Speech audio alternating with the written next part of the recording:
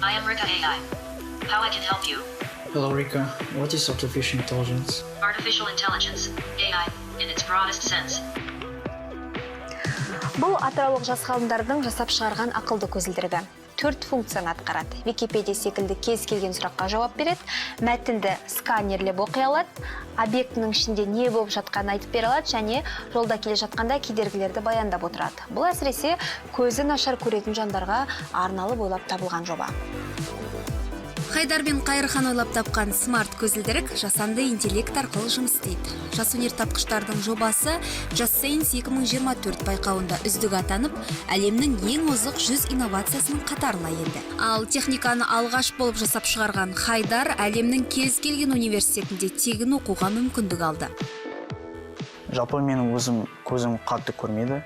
Сосын мен ойладым, егер қазір қатты көрмесем, онда қалай мен көз көрмесем, онда қалай өмір сүремін деп ойлағам.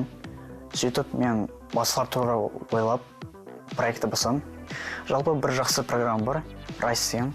Сол осы жылы мен топ 100-ге кірдім, Rise Global Winners. Сөйтіп мен сол программамен әр өнерге тапсырып, егер сол өнерге қатыссам, онда олар төлеп береді ақшаны. Және де олар проектпен көмектеседі, ақша береді, және де менторсы болады.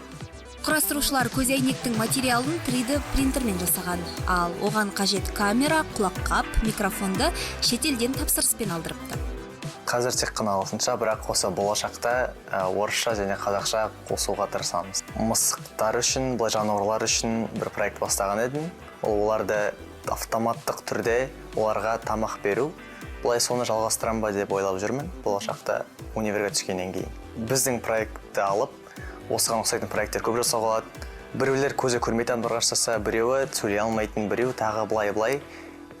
Осының арқасында адамдардың өмірін жақсартуға болады деп ойлаймыз.